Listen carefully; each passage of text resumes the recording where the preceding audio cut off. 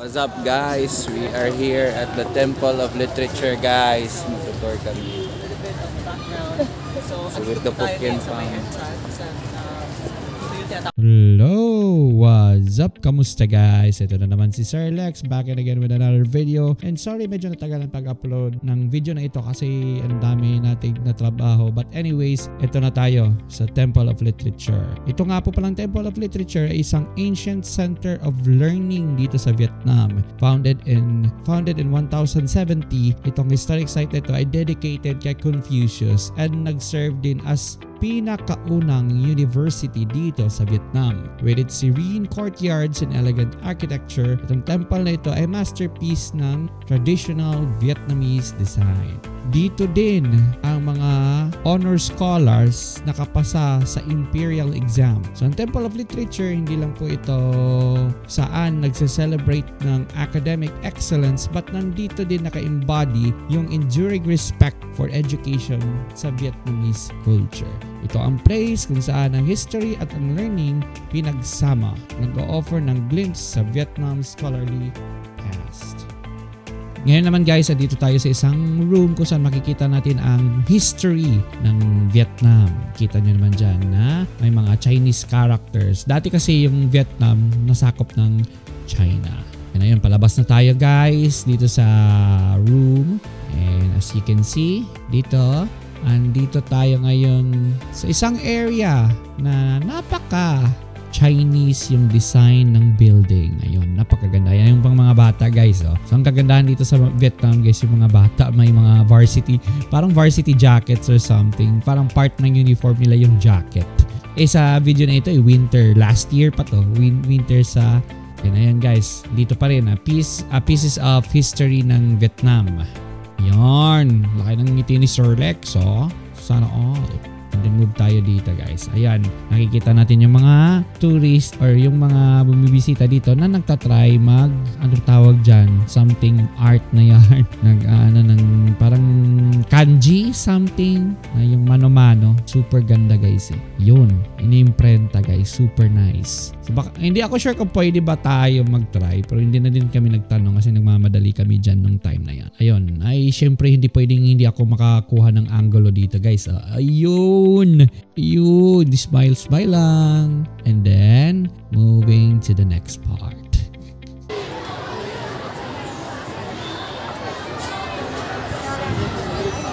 Super nice dito guys sa Temple of Literature. Dito yan sa ano? Sa Hanoi matatagpuan guys. So if you have time na mag-travel within Hanoi, this is a must visit place. Namin yung makita about literary history ng literature nila dito. Super. Pero hindi ko lang maintindihan yung context ko kasi hindi ko naman alam yung basic dito na literature or parang history nila dito. So may mga bata na nagpi-field trip sila guys. So super dami ng tao. Mga bata. Kawawa na sa kanila. Mahirap na. Huwag lang malapit. Namay nga na sa Bukana, katulutugan. Bye! So kung plano kayo magta-travel kung Hanoi guys, must visit place to siya guys. Temple of Literature. Remember nyo lang.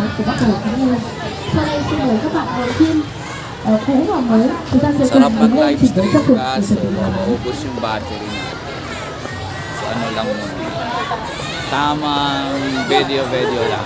video. Kami mga bata talaga. Parang field trip. Hindi lang to one school, parang more than one.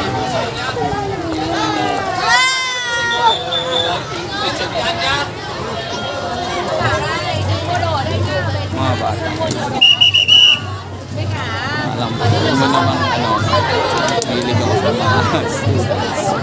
Ngayon, especially I'm teaching mga kiddies. Teach tayo ng mga kiddies. So, attach tayo sa mga bata. Ayun, hello!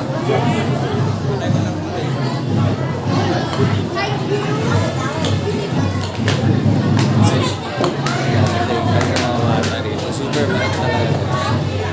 I don't know if allowed bang yung camera dito. May mga bata guys, mga kasama. Ayan na, ini-interview na. What's your name? How old are you? 11 years old.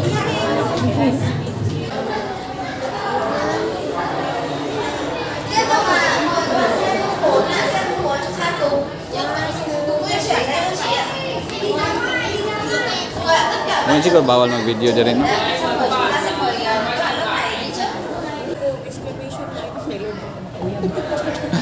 Ano sa mula siya? Naikuan? Listing daw tabi. Tama ka, uyab na ko. 2024, Lord.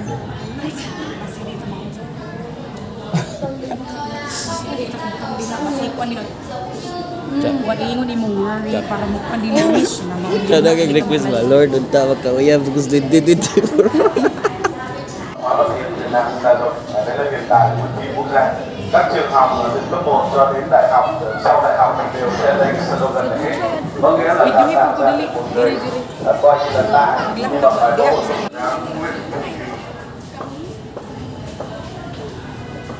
Đây là giống như kiểu thánh chỉ đấy. Sắc phong này.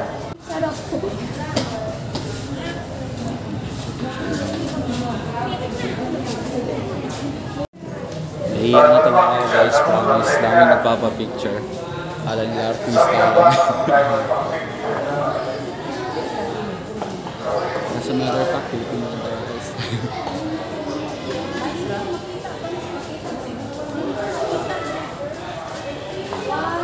Super ganda dito guys. Worth yung bayad ng ticket. I believe it's 30k ata siya. So worth it. Worth it. Kunin muna natin yung ibang mga shots na. So what's up guys, nandito pa rin tayo. So dami talagang makikita mo mga artifacts. Dito ilang floors to guys eh. Tingnan nyo, ilang floors yan. May mga ganatang pa dyan. So pupuntahan namin lahat. Tapos susulitin namin. Kasi once lang eh. Day off lang. Hindi ako makapagala-gala. So susulitin na out of it guys.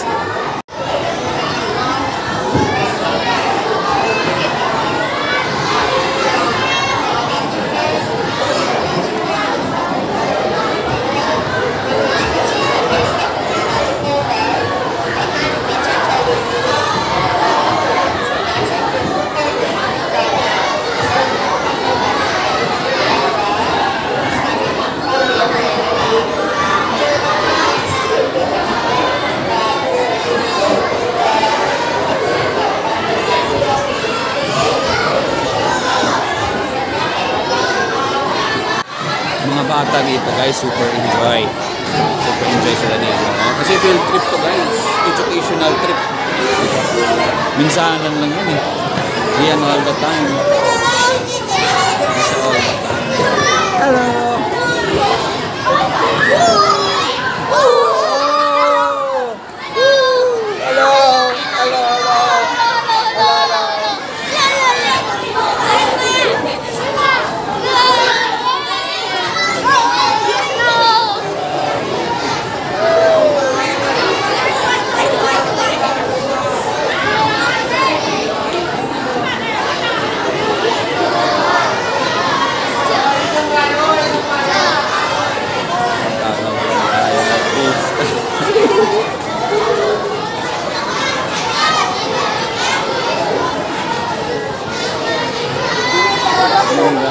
Natutuwa talaga sila dito every time natutuwa yung mga bata dito every time nakapagkita sila ng foreigner, no? Iba din yung saya, the same with the Philippine context, di ba? Pag nakakita tayo ng mga foreigners, napakasaya sa pakiramdam kasi binibisita yung country natin. Ganon din sa kanila eh. Yung mga bata nila dito super game, nakapapicture, kinakausap ka talaga in English, so hindi ka mag-worry, may basic English guys. Basic English, nakakausap sila. Meron din naman English tour guide kung gusto nyo trip magkuha ng tour guide. Kung kami dito, wala. Walang tour guide. Kami lang. May second floor at third floor pa guys.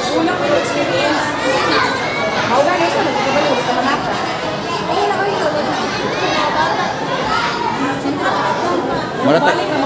After sa Thailand. Ano balik mo ka namin? So ayun guys, di muna kami aakit sa second floor kasi meron pang mga lakads na pupuntahan. Natuwa ako dun sa mga bata guys. As in, nakaka-enjoy yung mga bata. Uy, nanang bell. Video ako. What's with the bell, with the bell, with the bell? It's a bell. It's the bell.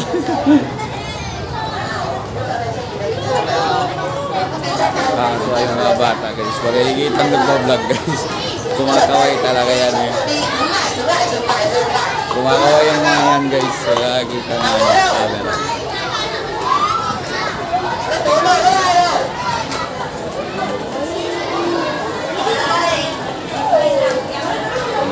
Tinawag ba ako handsome kanina? Tebi, hawa daw yun. Hawa, Tebi. Hawa.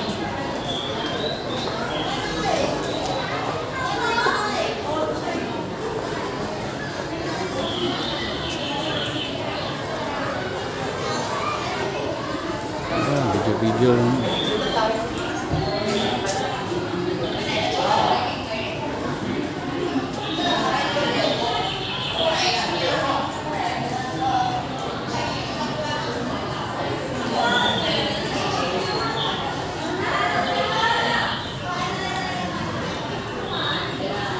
Stabilize ko na lang siya sa post-processing. Ano kasi yung...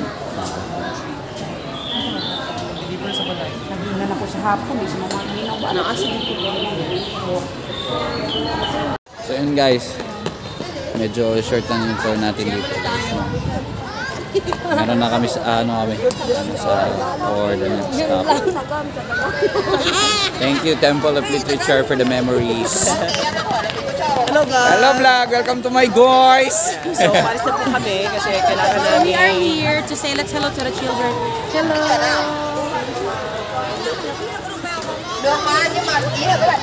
Mga bata talaga. Napakasweet.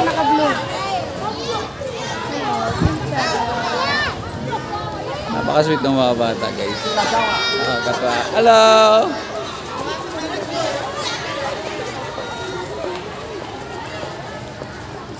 Hindi ko alam kung trip nyo ba itong mga ganitong video. Nag-tour tayo. Tour muna tayo guys. Kasi day off is real. Kahit walang day off, tour pa rin.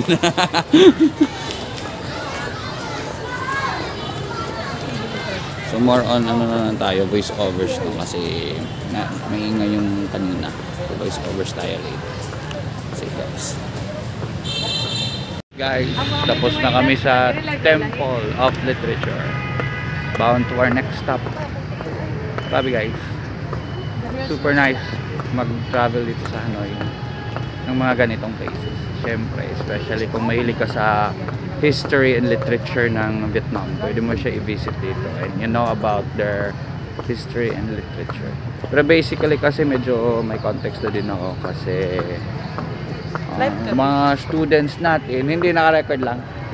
Mga students namin minsan nagre-review doon sa So center. we're here live at Hindi naka-video lang. Mexico. Kasi madali lang nalolobat yung phone. Ayan, ang Hanoi tour yan. Yan tayo mamaya. So ano guys, balik tayo. Medyo nag-grasp ko na yung history and literature nila dito. Kasi yung ibang students namin, nagpapa-review, especially ng reading, nagpapaturo ko paano basahin in English yung kanilang mga literary pieces. And a little bit of history na din. Kasi pag nag-aaral ka ng literature, inaaral mo din yung history. Nag-aaral ka ng, like for example, Vietnamese literature, inaaral mo din yung history ng Vietnam at the same time. Kasi yung literature and history, together yan, hindi naghihiwalay yan.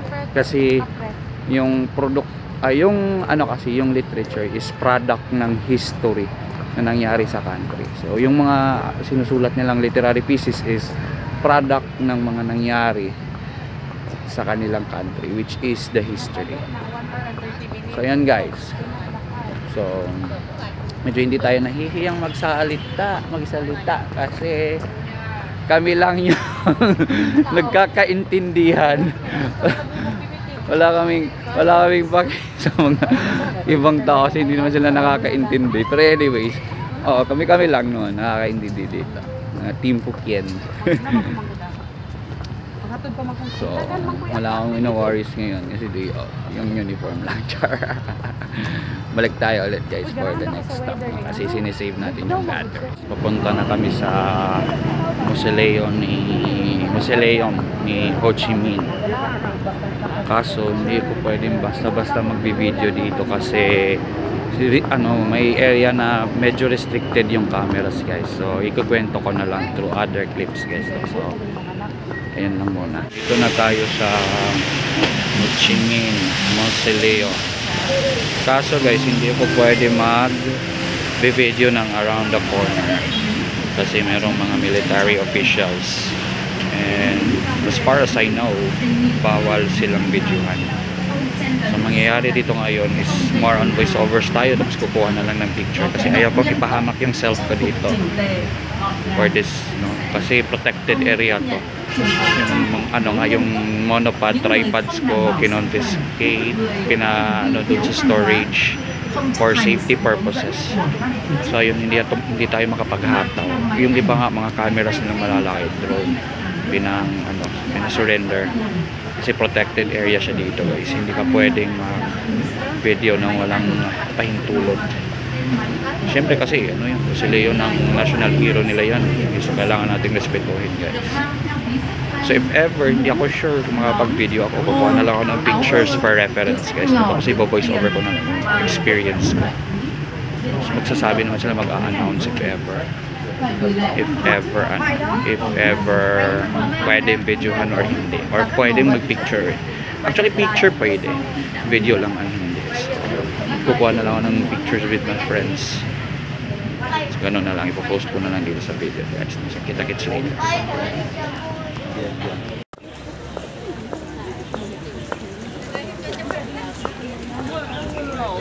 So palace na kami sa Mausoleum. Yan guys, medyo restricted talaga yung area doon kahit sa paglakad.